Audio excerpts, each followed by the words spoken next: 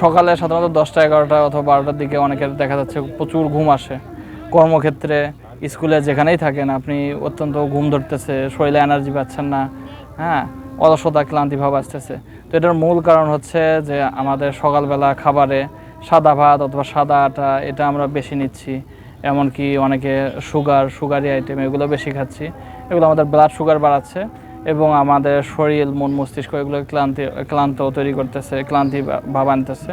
তো এখান থেকে বাঁচার জন্য মূল বিষয় হচ্ছে আমাদের সকালবেলা খাবার তালিকাগুলোতে এই ধরনের খাবার পরিপূর্ণরূপে অ্যাভয়েড করা, প্রোটিন বেশি পরিমাণে নেওয়া, ভেজিটেবল, হ্যাঁ, তারপরে সালাদ আইটেম, আপনার হেলদি ফ্যাট যেগুলো আছে সেগুলো আপনারা বেশি পরিমাণে নেবেন।